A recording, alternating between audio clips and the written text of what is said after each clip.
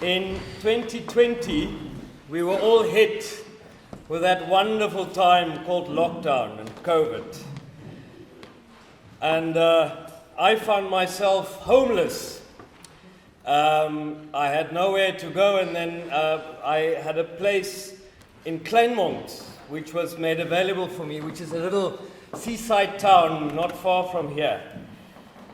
And I spent almost 3 months there. And in that time, I started teaching singing here. And part of the syllabus, I had 3 wonderful first years, which I didn't really know very well. And I had to get part of the syllabus, music, for them. And in the syllabus it said, you have to sing at least one South African folk song. And I sat there in the middle of nowhere with no library. We had to find folk songs.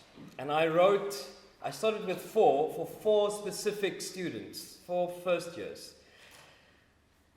And writing the song accordingly and finding songs that were really, really close to my heart. Most of the South African or Afrikaans folk songs are from German translation, which are not really connected to who we are as a people. And connected to South African, what it means to be a South African in this really diverse and interesting and beautiful land. I was extremely inspired by Brahms, who I am a great fan of, and Vaughan Williams, and what they did with their folk songs. But how they did it, it's so close to their heart. It's not just a song.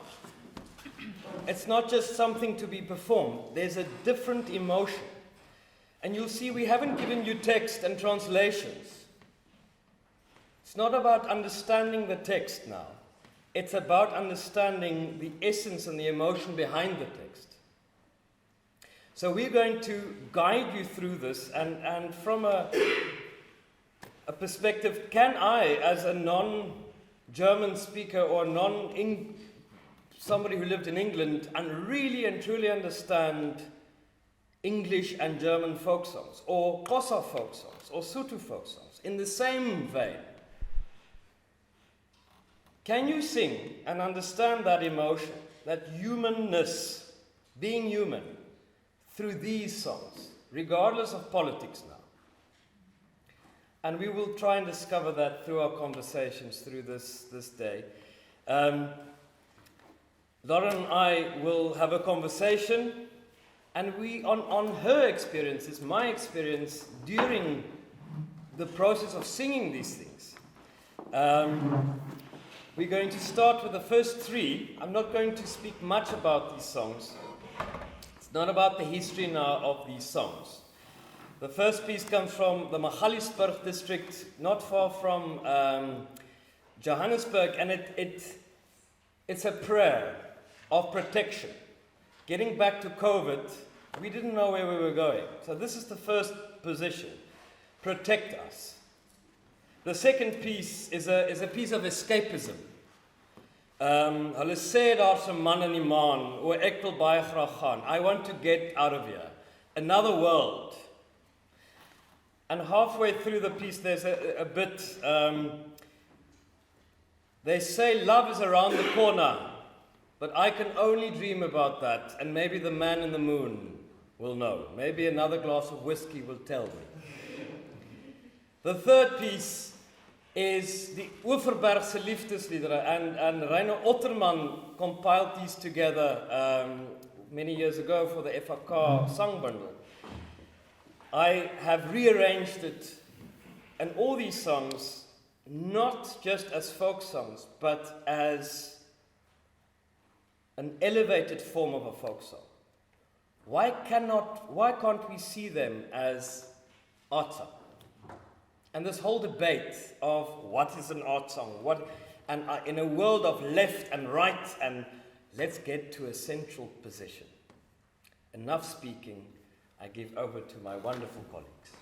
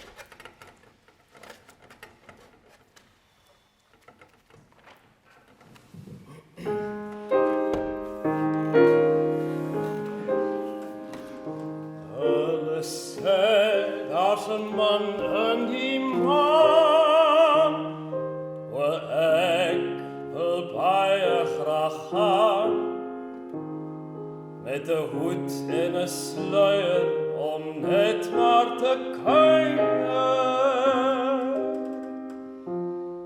by daardie ou man en die man.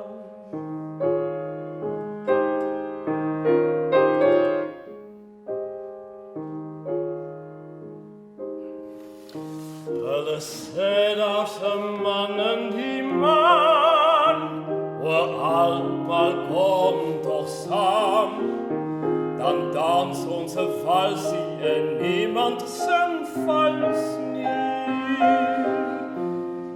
By daardie ou man en die man.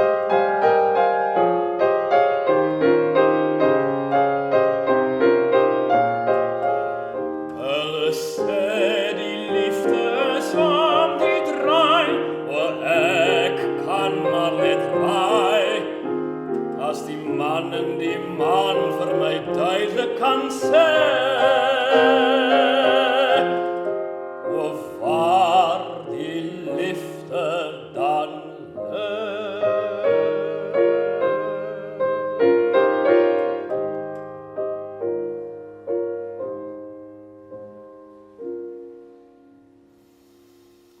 Hulle sê daar's 'n man en die man, waar ek wil baie graag gaan, met 'n hoed en 'n sluier om net maar te kuier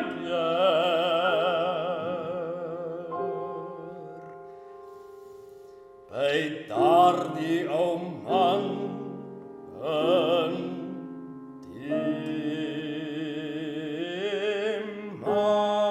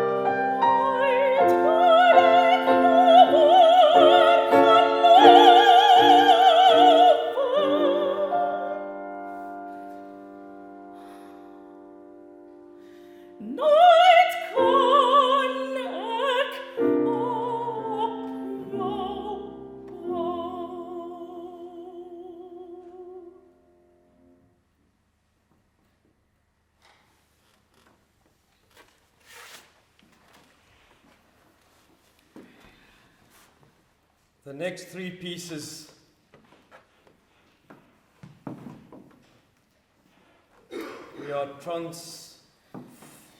we are moving into aspects of humanity that transcends culture, that transcends language, politics, borders. The idea of loss, the idea, and after loss, can you be grateful in the position of loss? When you've lost everything, and the next piece is about loss, specifically the loss of a child. The piece after that, vervul my hart met dankbaarheid, fill my heart with thankfulness. Is that possible? And this all transcends culture. The last piece of this set, Kolperd, which is a very famous piece, but in this setting, it talks of escape, running away, where there's a form of peace. The first piece, there Simbamba, which is a very, very famous Afrikaans lullaby. Everybody's got their own meaning. Some people refuse to sing it. In this case, we have taken the words of Leipold and Langenhoven, which, after the Boer War, has the picture of a son and mother in the concentration camp. And it starts with the mother and ends with the mother, and in the central part, it's the boy wanting to get off the lap of the mother. And says, let me do what I need to do. And at the end, the mother sings the lullaby.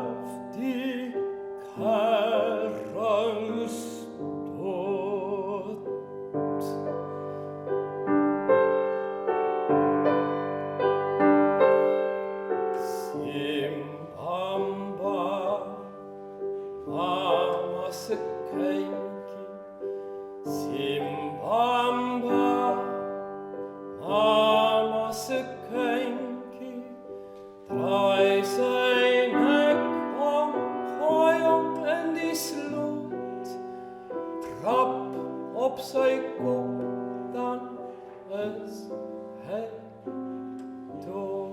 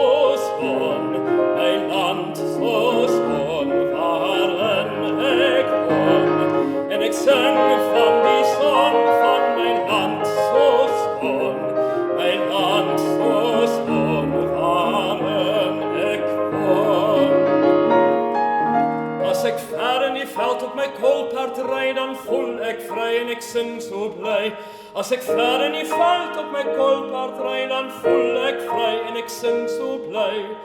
En ek sing van die veld van my land so skoon, my land so skoon waarin ek woon. En ek sing van my son, van my land so skoon, my land so skoon waarin ek woon. As die kou oor die hang van die berge kom, dan smag ek weer na die oggendson. As die kou oor die hang van die berge kom, dan smag ek weer na die oggendson. ek smag na die veld van my kolpartry, en ek is tog vry. Ja, ek smag na die veld van my kolpartry.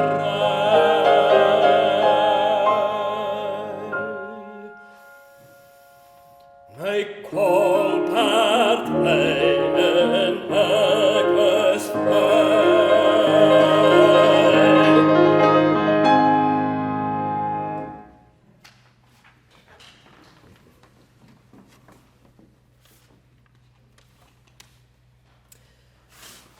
I think you can agree with me that whoever sings this, if you have a heart, if you have a breath, and if you're a human being,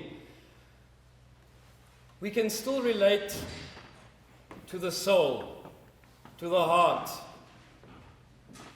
And if we have a moment for ourselves to get away this focus of perfection and get back to what folk songs are all about. It's the simplicity. It's the heart. It's humanity. Whether you're singing this in Afrikaans, whether these people lived 100 years ago or 200 years ago, or whether we are singing now, we can still relate to them. What is your feeling?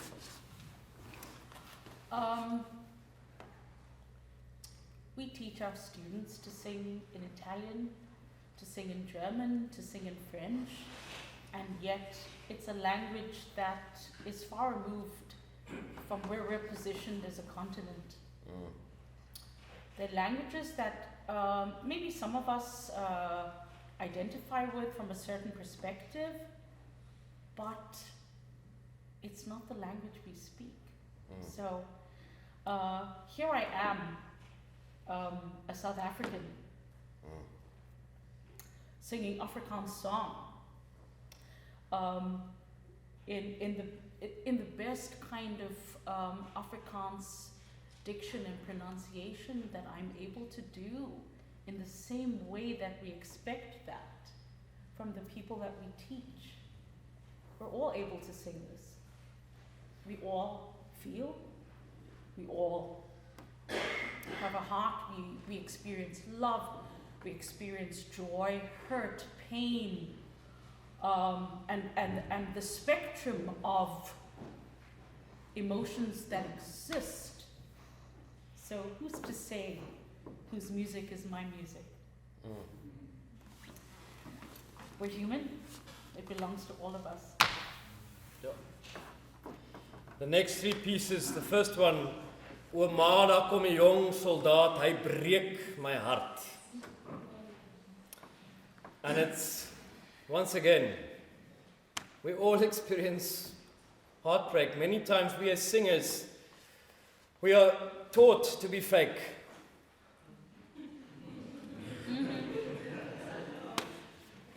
Is there a moment we can share our humanity with others? Yes. All of the music. Whether it is opera, lied, oratorio even.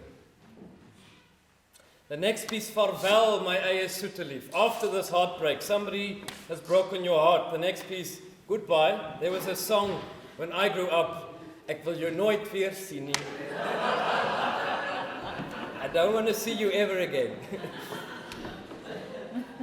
And I won't cry for you. And then the last piece is a very famous song based on a German folk song, which Brahms put to music, Och Moeder, ich will een ding han. And this is the Afrikaans version of that, but completely in a South African perspective. Mama, ek wil 'n man hê. And then she asks, do you want a Dutchman? And she says, no. Do you want a Frenchman? No. Do you want a German? Definitely no. And then the last piece, do you want a boereman? And she says, ja.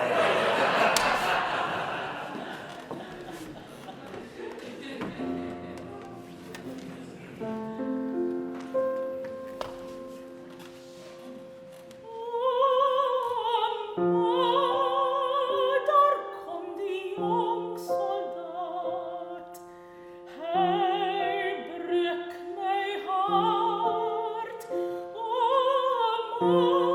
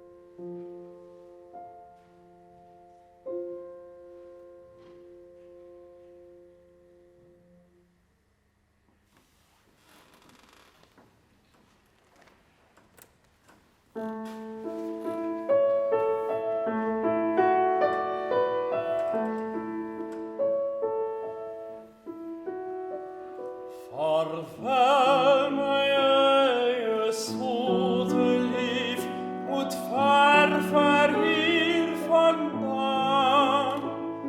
Betreur my nie, my soete lief, dat ek so ver moet gaan. Ek sal jou nooit vergeet, ek lei my soet lief trouw.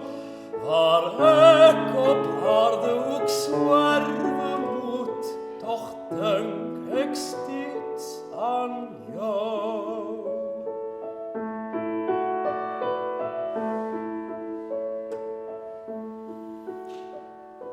My hart klop vir my soete lief, my tong kan nauwelijks spreek. Ek sien jou trane droevig rol, dit laat my hart ook breek. Hoe zwaar dit val jou te verlaat, ek kan dit nooit vertel. Vaarwel my eie soete lief, 10.000 maal vaarwel.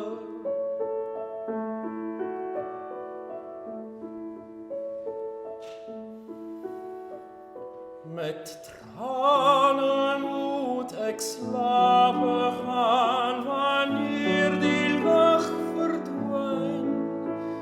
Het moet so wees en ek opstaan, wanneer die lig verskyn.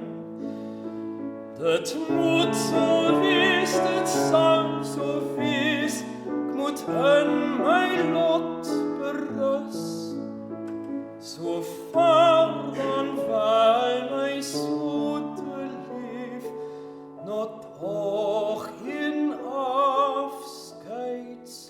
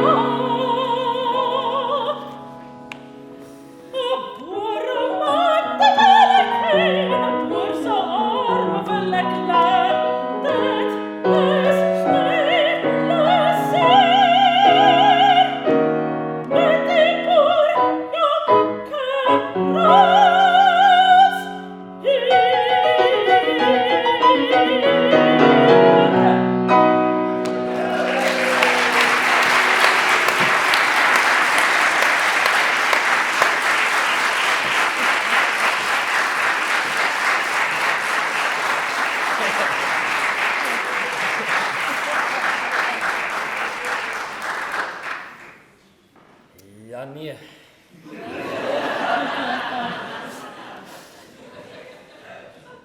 We come to the end of our living room session. And what makes us human, whether we are from, where we are German, whether we're Xhosa, whether we are from Indian descent, we all have a connection to a form of a spirituality. I'm not talking about religion now, I'm talking about something else, which one cannot always put one's finger on. And the last piece is called the Voortrekker Aandgesang. If you can for a moment see yourself somewhere in the middle of nowhere, when everything has been taken from you and nothing is left, what do you still have?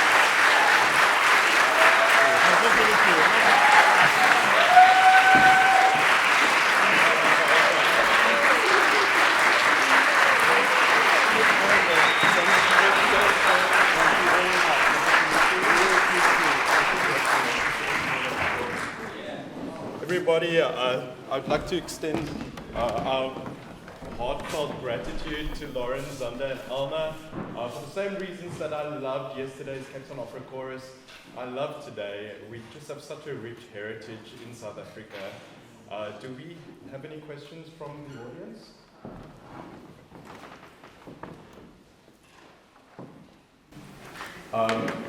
Bronwyn Forbay, who is obviously here today, has also written extensively in the last few years on Afrikaans art song. If you're not aware of that, it is published in the Nats Journal of Singing. She writes together with Christian Bester, and they also have a book coming out with Oxford Press, if I'm not mistaken. Yes. Bronwyn, when is that book coming out? 2024.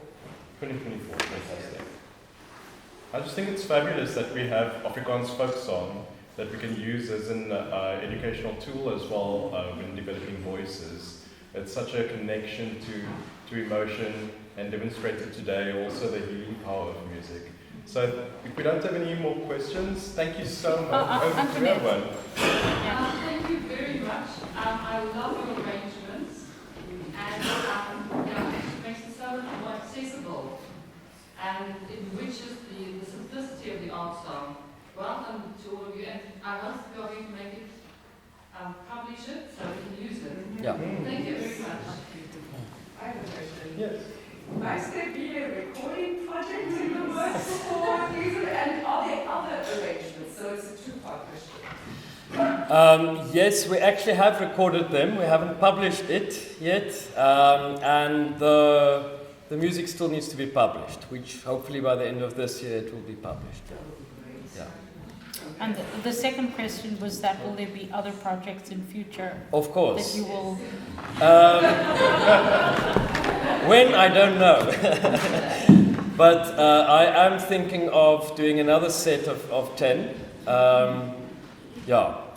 So the reason I ask is because in this book that Christian and I are working on, so I'll talk a little bit more about it on Friday when I do my presentation for those of you who will be around. But in the book, we are listing the composer's birth and death dates and mentioning which composers have set specific poems. So we're going to add you to our book, if that's okay. Thank you. It's enough for other people to be able to sing your music is arrangements are really good. Thank you. That's okay. As a comment, I just want to say thank you for your vulnerability. Yes. Yes, Holly? Yes, thank you so much for the concert, the music, the passion, the heart, the commitment. And I, as a singer, conductor, professor, and composer, would like to ask you about your process. What's your composition process? I have, I think the text is extremely important. I have to be able to relate to it. Number one, I am very fortunate to have a place close to the sea, so I hear the sea. And these pieces were written with a lot of whiskey and the noise of the sea. And I think these pieces specifically was done in a specific mindset. I was stuck in a house by myself for 3 months, only my own voice. Okay, we had connection, but not always. And I loved it. I loved the peace and serenity and not speaking to anybody. And then we start speaking through the music. So to answer your question, I think it's basically myself on a piece of paper. It's the process, number one, text, and I hear it and then I write it down. That's whatever. Yeah. Yeah. Hi, sir. Just a little comment. I was in the audience when you and Mr. Dasappa first sang the song title. And one thing that came back to my memory was how simple your music is, but it's so captivating in the sense that when there are changes, like especially like in Zimbabwe, for example, like it's a small change, but it grabs you like by the neck so fast that you can't help but just sit and listen continuously. Like there wasn't a moment where I was sitting, I was like, oh, I wonder what I'm gonna have for lunch today.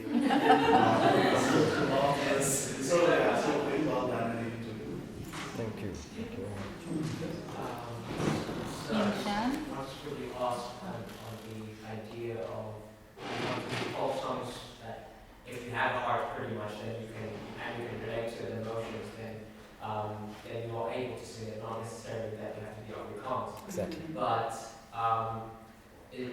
wouldn't that be still limited to people who would understand the experiences of being of South African, especially, or just experiencing how it is to be a South African? Because if you would just rely on the idea, so this is my understanding, if you would just rely on this idea, it would mean that music from any culture can be sung from anyone as long as they have heart, which is fine, but obviously there would be a lot of cultural experiences, norms, and ideals that back this kind of creation of music.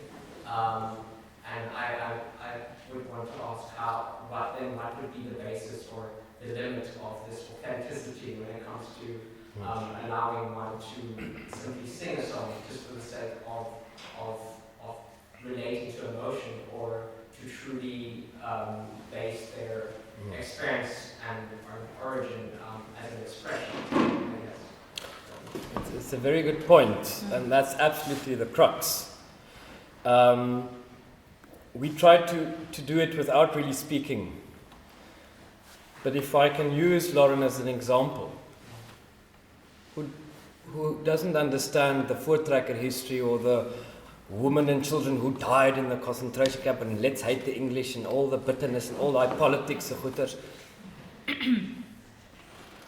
There was a connection to text from a very personal level, as you do understand. And in that sense, it transcends history, culture. The history and the culture, understanding that is a bonus for me, in my mind.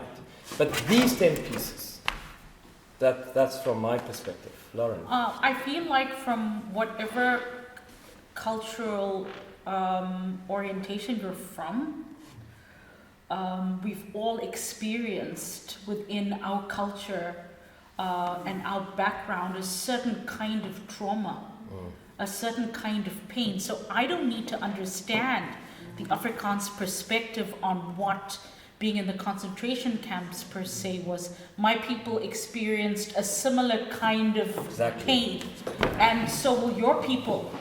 So whether you purposefully tap into your personal, the personal pain of your ancestry, sometimes it is not, it's not even something you plan.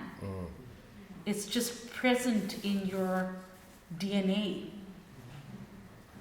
And when you open your mouth, you sing it, you speak it, you understand it. Language we spoke about is just,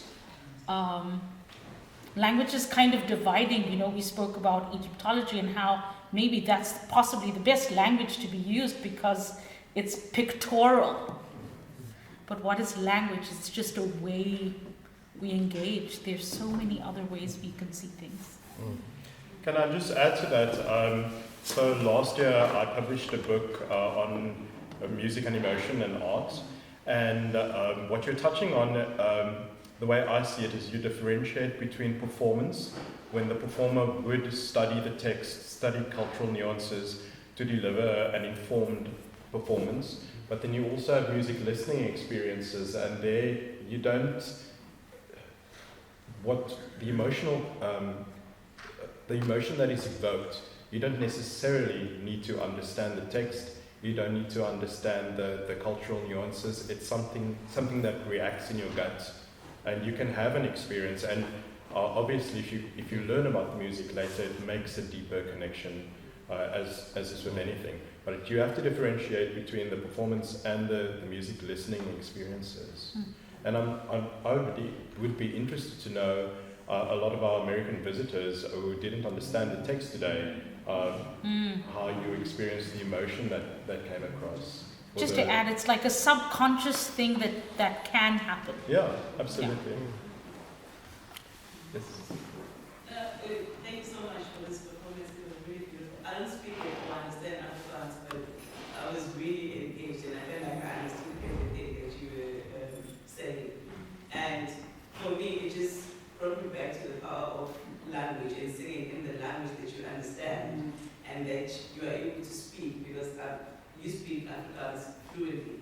And the way that you were saying the words, it felt to me like you were speaking them. You were singing the way that you would speak, like you would say them. And as a result, it felt authentic and felt real. And I was really moved